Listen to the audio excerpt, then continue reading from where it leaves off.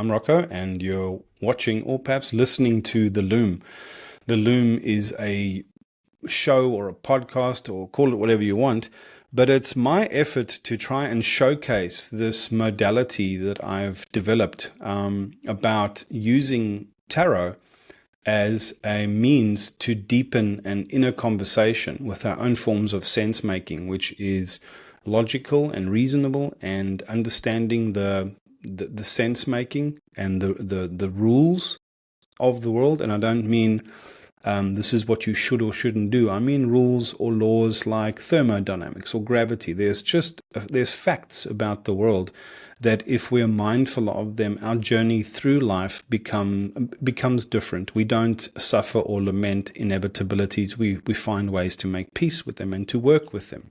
That is, of course, the Hermetic project. The one of the archetypes of Hermetics is the symbol of the magician, and the whole point of that character, the sense making of that archetype, is that they have command or mastery, first of all, over themselves, and then secondly, over the universal forces that by which everything exists and by which everything interacts. And by knowing that, one can harness that to one's own benefit to live a more fulfilled life, right? So that's the logos side of it. And then the other side of it, on the other side of self-knowledge and of the way we relate to the world and relate to the cosmos and relate to each other and relate to our own journeys and our own experiences, is through the medium of mythos. That's the language of archetypes, of tropes, of story arcs, of characters, of narratives. And tarot is this magical lens into both of those two languages. And it's then tied also to different forms of esoterica and different forms of astrology and mythology. And it's a way to bring all of that understanding together into one single conversation over time. Now, what you're about to watch here is a recording that I put together a moment ago, actually. And it's about the two styles of readings that I do. And they have different forms of relevance and necessity. And if we think about wherever we are or whatever we're doing as a journey, some people call it the alchemy of the soul. A life is really being injected into a crucible of forces that kind of change us and shape us and transform us through those experiences into a becoming. And we can either do those things unconsciously or participate unconsciously, or there's a way we can begin to participate more consciously, right?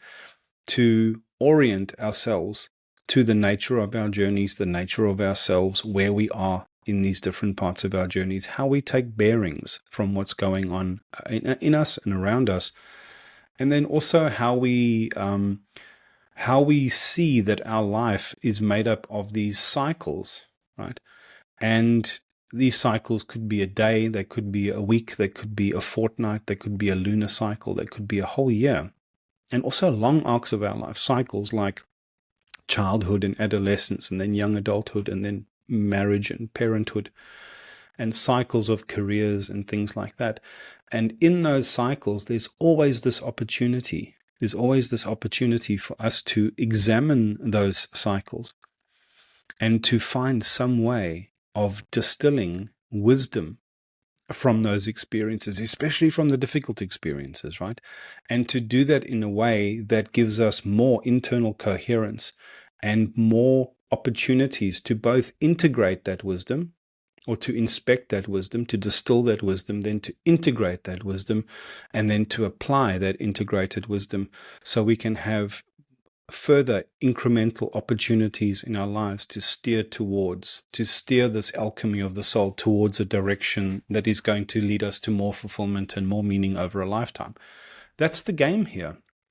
Now, what I'm teaching over on other places, and I haven't kickstarted that sort of podcast or YouTube work yet, but I speak about it a lot on my Substack, and it's about this notion of the sacred game. The idea there is that we're all kind of playing a game anyway, inevitably, by just incarnating here into a human life, having a fate that you didn't fully decide, having a destiny or a sense of calling or senses of desire and unrequitedness and longing in the world that you also didn't seem to put inside you. The griefs that you suffer, the experiences that you endure, every part of this, just living through that means that you are becoming. We are all becoming something over the course of a life, even over the course of a day, even over the course of a year. We are becoming something. Now, that thing that we are becoming, it's either instructed in us by what old Don Miguel Ruiz called the agreements. We have these social agreements and family agreements and relationship agreements that we subscribe to in order to get our needs met, but sometimes sit at odds with who we are deeply and individually as a soul and as a person. And we're all in these journeys of becoming. We're all playing the game just to be a human being in this life right now. I mean, it's not an easy thing at the moment. Things are changing very rapidly and they're very disorienting. And this is something that's unfolding anyway. Now, the claim here in the sacred game is that there's a way to play that game with more awareness and with more consciousness and with more knowledge of what's actually going on around you and inside of you, and the symmetries, the inevitable, invariable way in which we are inextricably intertwined with everything and everyone else. And just think about it for a moment. The way that everyone around you is making their choices shapes the reality of the world that you will wake up to tomorrow. And the way that you are behaving, the choices you are making, is going to be a part of that determination of the reality that unfolds for you and everyone else you're in relationship with tomorrow. So in that way, we're all actually part of something that is emergent. The reality that we experience is an emergent thing, and we help co-create what becomes emergent, and we can do that consciously or we can do that unconsciously. We can do that haphazardly, or we can do it with more sense of deliberate intentionality and presence and discernment. And these two projects, the Loom and the sacred game, they come together. The sacred game is the sense making and the practices and the knowledge base and the understanding of how to play that game with more conscious awareness and with more intentionality. And the Loom is just a way of helping us deepen our internal dialogue so that we can have a better framing of sense making of the logos, how the world works, and a better framing and language by which to articulate and relate to that the natural language, the default inherent language of our psyche, which is archetype and narrative. And that's really the broader project at work here. And so you'll see how these two parts of my work are both enormously necessary, hugely relevant for anyone who has any form of spiritual inclination or self-development or personal ownership or what do we call it? Intellikeia, this intentionality to actualize and become something of meaning that we place deep and eternal value in. These are my responses to that question or that desire or that need in us that we all share and that is never going to go away. And what follows on from here is just an explanation of the two reading styles that I do and how to make sense of them and why you might book time with me to either go through one of or both of these yourself in time, and then to develop an interest in learning how to do that for yourself and make that part of your life practice. So without me waffling on too long, what you'll see next is just a talk about these two reading styles, how they work and why they matter. So enjoy. Hello. If you're watching this, it means it's you've probably sat through one of the episodes, and this is where I was going to take everybody through the two reading styles that I've got for you if you book time with me. And it's also what I teach as well. So let me just set my chair straight here quickly. So I'll share my screen in a minute, but to orient you to what's going on or to help you make sense of what's happening here, there's two reading styles that I do. And both of them are my own devising. And both of them use only the 22 cards of the major arcana. These archetypal cards that we're going to be going through throughout this series. But obviously all of this is to help raise awareness that such things are possible, to distance this from normal sort of parlor trick or hacky fortune telling, and to point out that there's real rigor and real quality to this process. And it's not exactly fortune telling. It's more to do with deepening our own internal dialogue and conversation. And part of that is with our intuition, and part of that is about the unfolding. But there's if we think of ourselves as being on a journey in our life, there's two different kinds of questions or junctures or moments, I suppose, that we have to sit with slightly differently. Now, they're related, but they're different, and this is the way I see it. Imagine you're on a long journey, and every now and again you get to a kind of crossroads where you don't know what to do, or you get to a stuckness or an obstacle or an uncertainty or a sense of feeling lost. Man, we all go through this.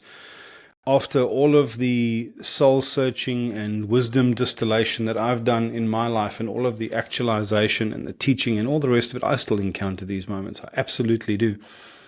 And for this, I envision that it's like a crossroads that I've come to, and I need to almost reorient myself to the journey, to where I am on my journey, to where I am on the long arc of my life.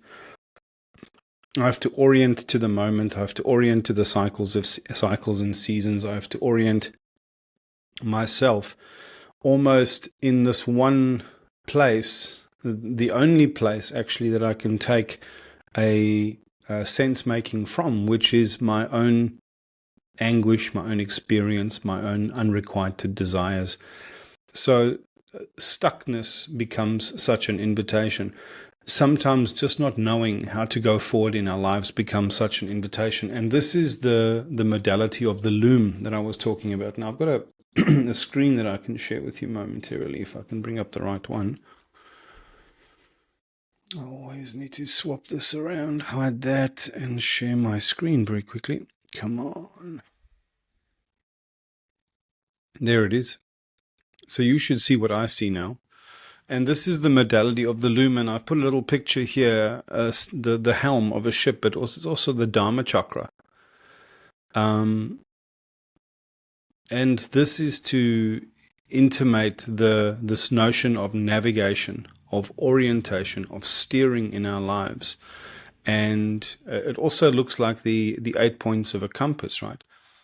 And this is intentional. And the way that this card is spread, and I'll show you what a working example looks like. So that's one I did for a client, right? So just that we're very clear on what we're talking about. So there's this, the modifier card that we draw here. There's a card from the modifier. Let me just jump forward quickly. You can see it's not one of the archetypal cards. It's one of the 4 suits. So it's either wands, cups, pentacles, or swords. And the rest of these are from the 22 major arcana, the 22 archetypal cards. So let me just get this little thing out the way. So these two, the north and the south, are called the north node and the south node. And this is a concept that we borrow from Hellenistic astrology.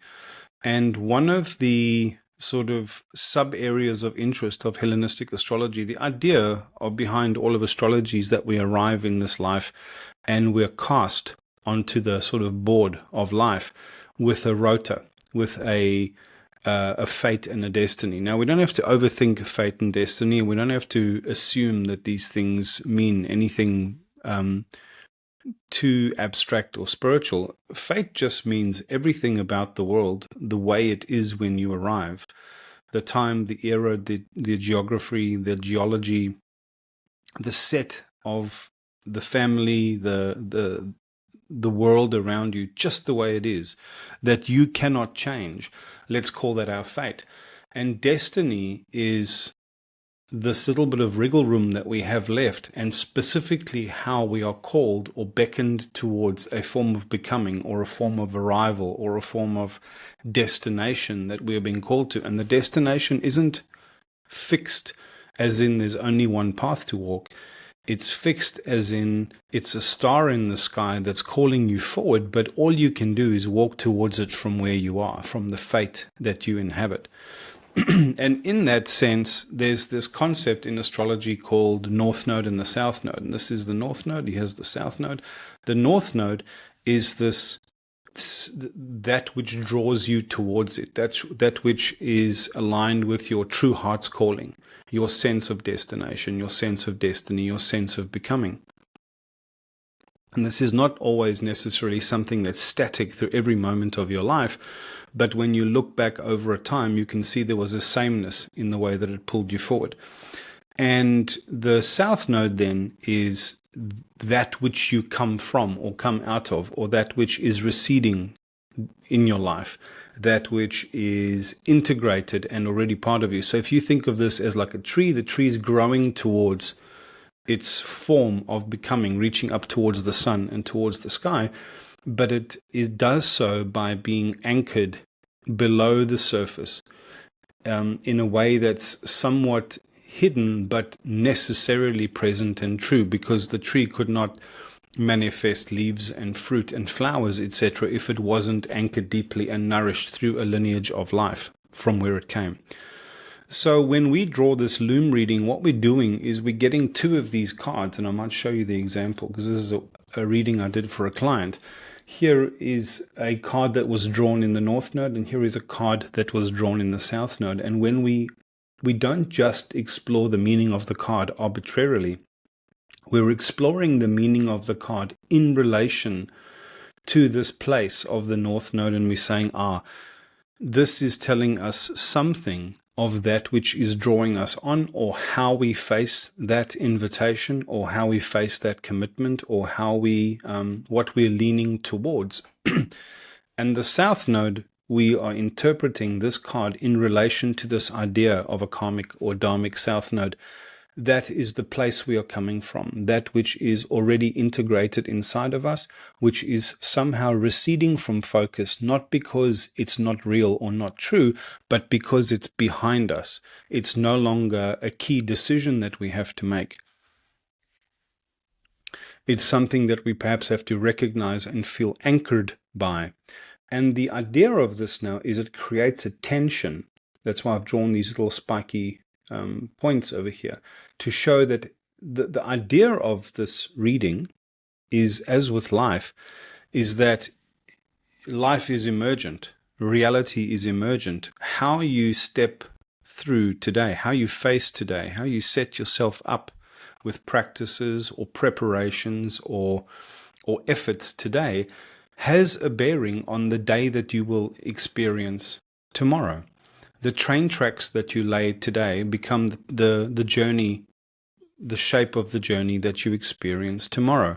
We can't choose where we start from today. We can only start from where we are with what we have, but there is a way to face or endure or accept that reality, and then start making choices or determinations or leaning a certain way so that by this time tomorrow or this time next year, we can arrive in a certain place. This is like when people train for a marathon, or when they begin to learn a language, or when they begin to learn a trade, or if they start off being parents.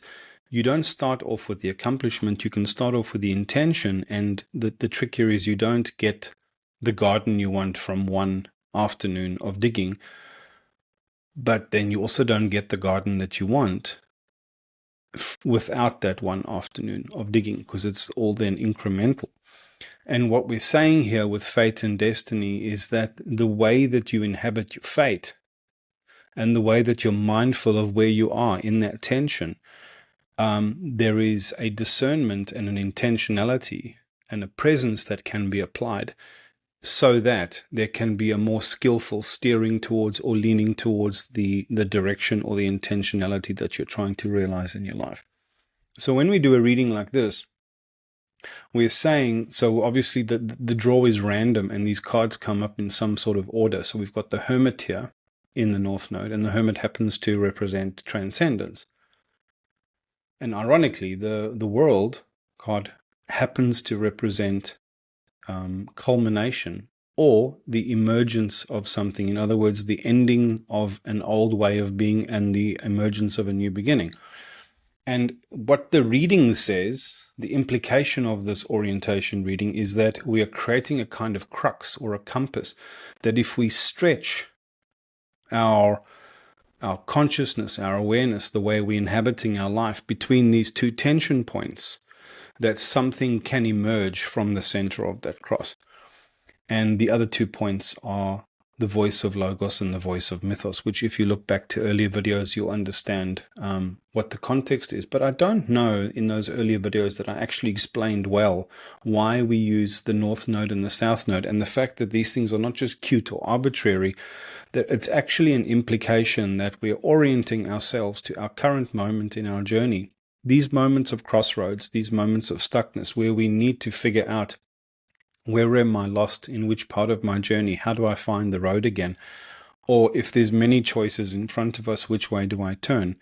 The intention of this reading style, called orientation, which is part of the Loom, is to imagine that these archetypal signatures, or the lenses into these bits of archetypal understanding, if we can hold the tension in just such a way. This is the card in the middle. If I go back, you'll see this is the uppercase letter sigma, which is the sum of.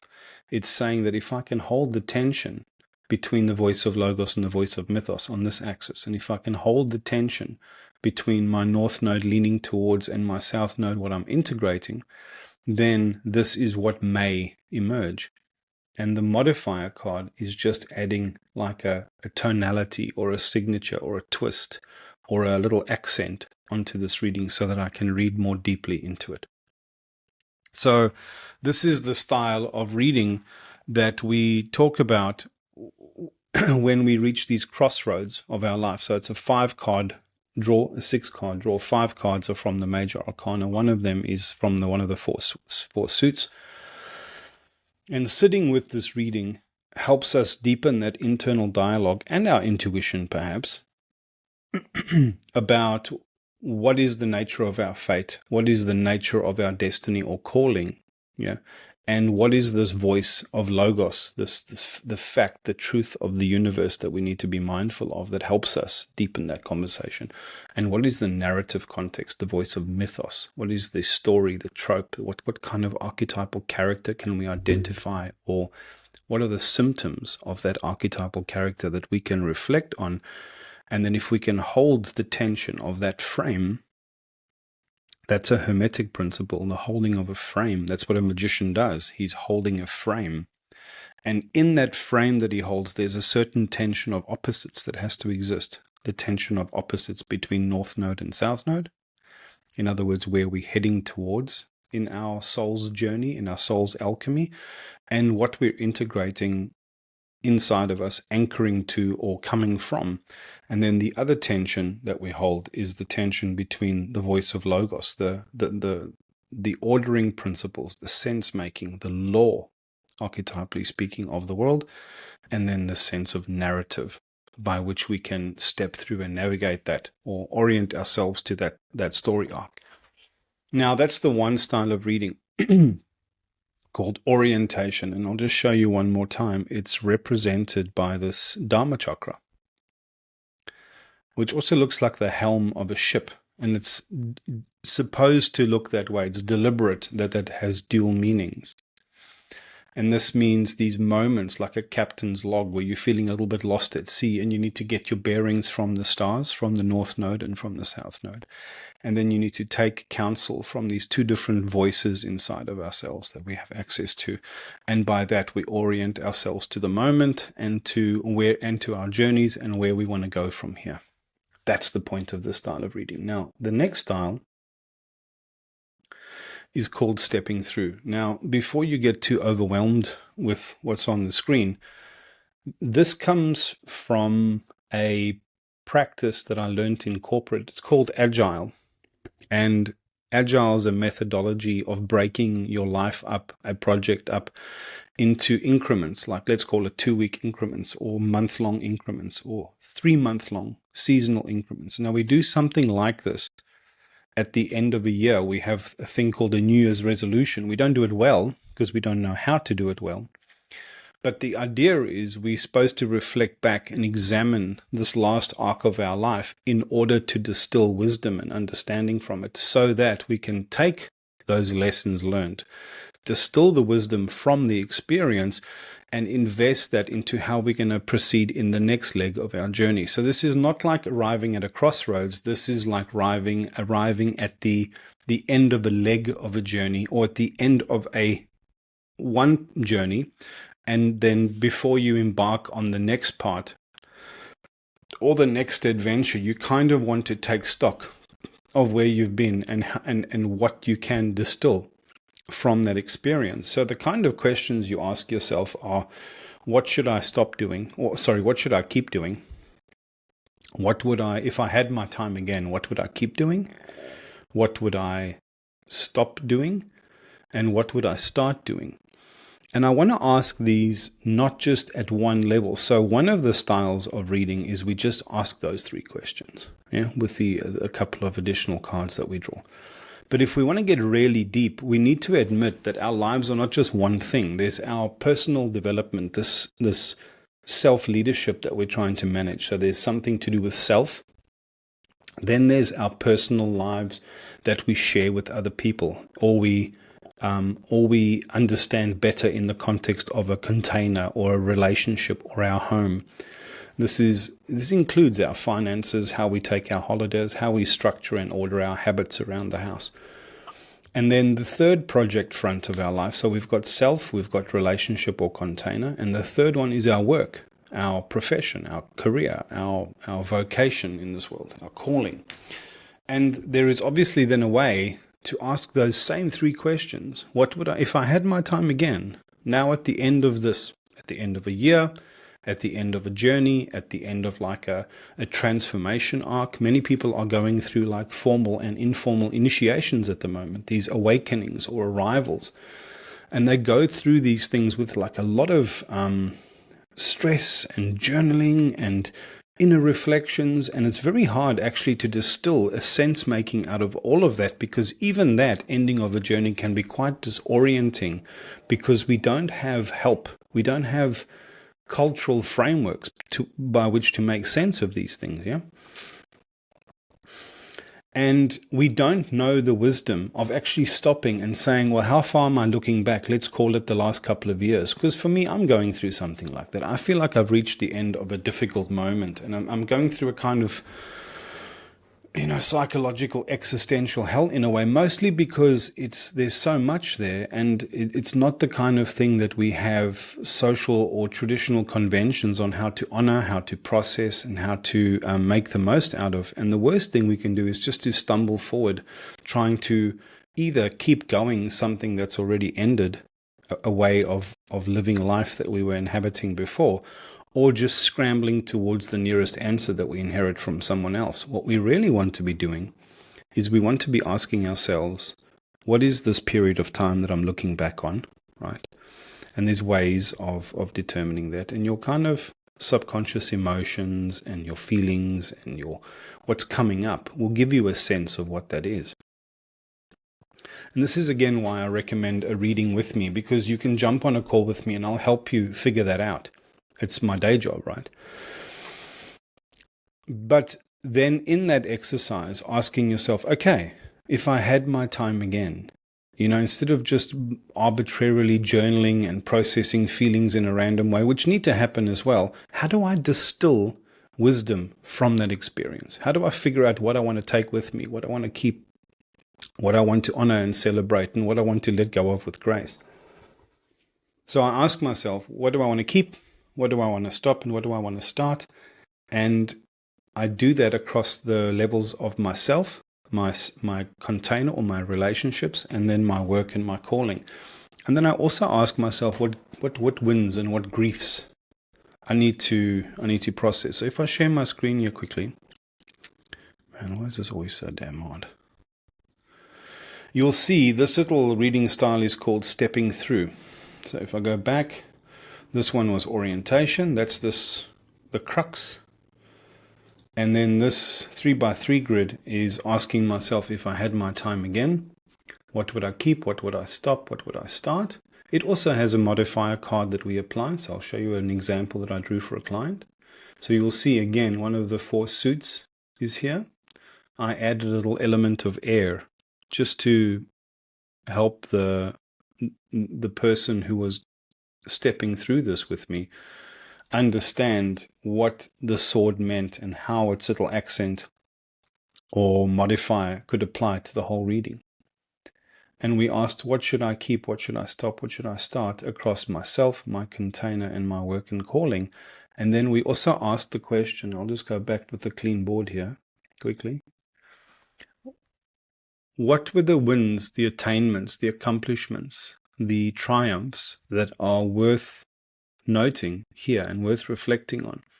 And that archetypal card helped as a focal point that they can sit with and reflect on afterwards as well, because obviously I'll give you a snapshot of this reading so that you can take it with you, and a recording of the video as well. And then I ask the same question about the griefs, the losses, the regrets that we live, because these things are no less meaningful and precious to us. So often the real value of our lessons are discovered through reflecting on what we've lost and what our sense of regret is, because some of those regrets are always deeply tied to the meaning that we distill from this last leg of our journey. And if you think about that, associating or facing the losses and the griefs and then relating them directly to the wins and the accomplishments, it helps us actually reframe our regrets and our losses.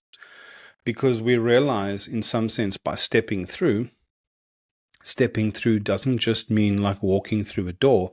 It also means the process of suspending, like when we're trying to debug an Excel spreadsheet.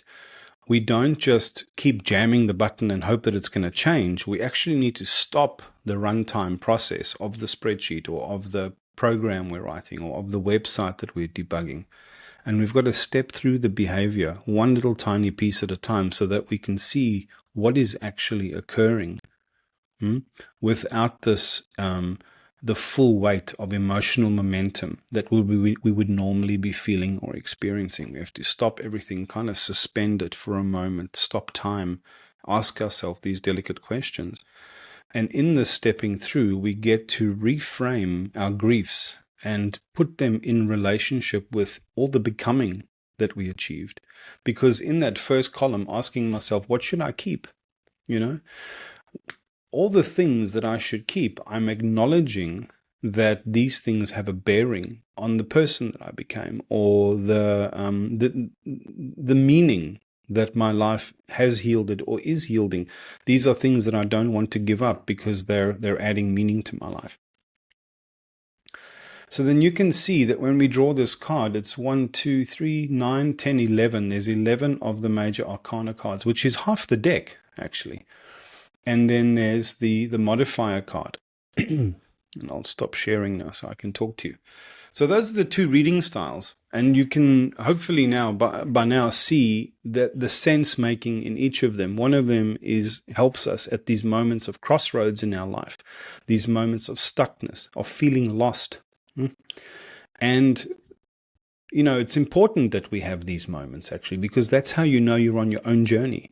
Because if you weren't lost, you would be following directions on a well-worn path, and by definition, it would mean it's not your very own journey. We're supposed to feel lost at times, because that's an important part of the alchemy of the soul as well. But then from time to time, we reach these natural closure points, like the end of a year, or the end of a relationship, or the end of a career, or the end of a phase of training, or of becoming, or of actualization. We have these natural closure points, these harvest seasons. And it behooves us at these harvest seasons to stop sometimes and go, I don't want to go further now. I actually do this exercise for myself once a month. I ask myself, if I had my time again, what would I stop? What would I keep? What would I stop? What would I start? How can I take stock of my wins?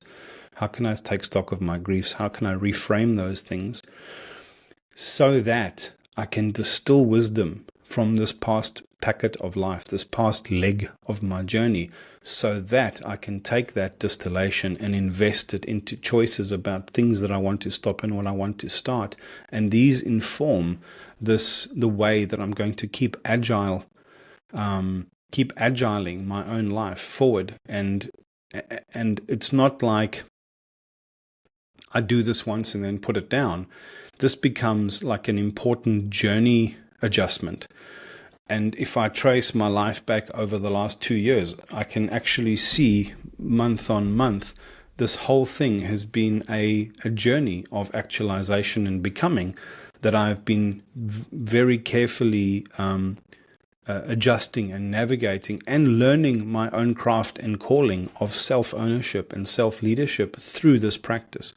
So, that's about all I want to share today. And the obvious invitation here for you is that you see the value in this, and you see the meaning that it would deliver you in your own life. And it's almost a necessity. Now, you don't have to do these sort of things with cards, especially not this stepping through exercise. But our thoughts and our emotions and our psychology and the archetypal narrative and all that stuff that's happening below the surface anyway is so difficult for us to plumb and tap, especially if we're busy going through the process ourselves. It actually helps to have someone who's familiar with all of this, that helps you step through, figure out the frame of life that you're trying to analyze and distill experience from. And then step through all of these things, do it in a recording, get a snapshot of this picture, and then have this as your kind of captain's log and your map for the way that you're going to face the next leg of your journey. And I encourage clients to come and do this sort of thing once a month. Now, obviously, I'd love the custom, so come and do it with me. But remember, the other thing that I'm doing through this podcast, and hopefully with some courses or webinars that will follow from here, will be to teach you how to do this yourself, so that the tarot cards really just become a means to an end. They're like a form of language competency that you can learn that has a window onto the logos of the world, which is the law and sense making of how things are and how the world works. And then this other lens onto our mythic experience, our sense of archetype and symbolism. And it's being able to hold these kind of queries that we're talking about today in both of those languages, and integrating that competence inside of us so that we're asking necessary questions. If I had my time again, what would I stop? What would I keep? What would I stop? What would I start? What were my wins and accomplishments? What were my griefs and losses?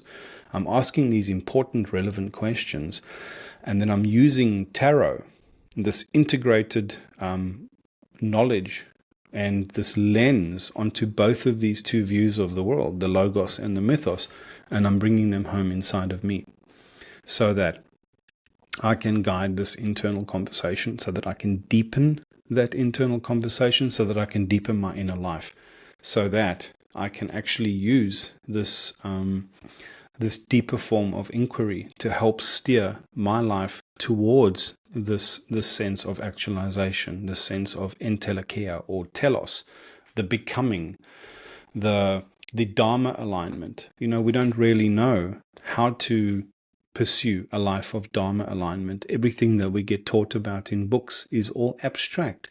But this makes it deeply, deeply personal and deeply relatable from a first person perspective. So that's pretty much it. I hope this encourages you to reach out and book some time with me. There's a special running at the moment. I'll put a link down below in the show notes here. If you're in Australia, there's a separate pricing. All you have to do is apply to me and ask for a country-based pricing. And if you're reaching out towards this work from anywhere in the world where the typical pricing that you're going to encounter is prohibitive for you in some way, just email me. I'll just leave my email address down below. Just email me and make a request, and I'll send you eased pricing, because I don't want exchange rates or wherever you are in your life from a financial perspective to be the reason you don't start making contact with this form of wisdom and sense making. So looking forward to hearing from whoever bites the hook. There's a lot of value and meaning here. I'm really excited about the possibility of what this can do. And given the insight and the change it's given me in my life, it's criminal that this is not better known and this is not more available. So that's it, really. I'm going to wrap up here, and you'll probably hear this video tacked on to the back, or this audio tacked on to the back of all future episodes for a while I kind of promo the readings and stuff. But otherwise, that's it. And thanks for your time, and I hope to see you online.